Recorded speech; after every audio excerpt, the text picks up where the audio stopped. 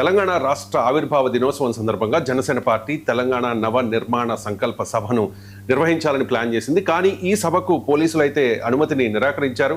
శాంతి భద్రతల పరిస్థితులు అలాగే ఇటీవల చోటు చేసుకున్న కొన్ని పరిణామాలు చూసాం. మనం తెలంగాణ రాజకీయాల్లో ఏ రకంగా తెలుగు రాష్ట్రాల్ని షేక్ చేసిందో ప్రొఫెసర్ నాగేశ్వర్ ఇష్యూ.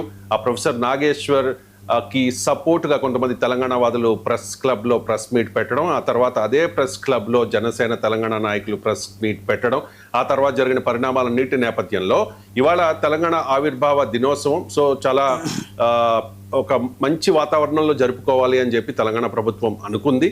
కానీ వాళ్ళకున్న ఇన్ఫర్మేషన్ ప్రకారం ఇవాళ తెలంగాణలో జనసేన పార్టీ ఈ సభ పెడితే మాత్రం ఖచ్చితంగా తెలంగాణ వాదులందరూ అక్కడికి చేరుకుని పవన్ కళ్యాణ్ మీద అంటే పవన్ కళ్యాణ్ క్షమాపణ చెప్పాలి అని డిమాండ్ చేసే అవకాశం ఉంది. అక్కడ ఒక రకమైన రసాభాస చోటు చేసుకునే పరిస్థితులు ఉన్నాయన్న పక్కా సమాచారంతో పోలీసులు అయితే పర్మిషన్ అయితే ఇవ్వలేదు. ప్రజెంట్ జనసేన పార్టీ చాలా ఉత్కంఠగా ఎదురు చూస్తోంది.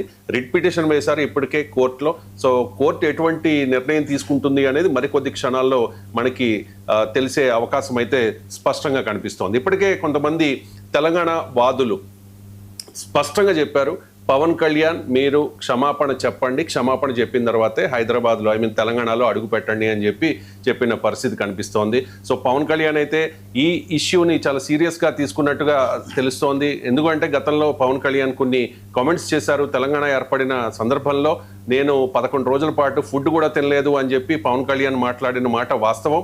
మరి ఎందుకు ఆ సమయంలో అటువంటి వ్యాఖ్యలు చేయాల్సి వచ్చింది అనే దాని మీద క్లారిటీ ఇచ్చే అవకాశం అయితే ఉండొచ్చు. ఎందుకు అంటే మరి కాసేపట్లో పవన్ కళ్యాణ్ ఇంటి దగ్గర ఒక ప్రెస్ మీట్ కూడా ఉండబోతోంది. పవన్ కళ్యాణ్ కొద్దిసేపటి క్రితం ఒక ట్వీట్ కూడా చేశారు, చూపించండి అది. I will address A press meet at my home in Jubilee hills today between 4:30 to 5:30 PM. I hope Telangana police department at least gives me permission to do a press meet with JSP leaders.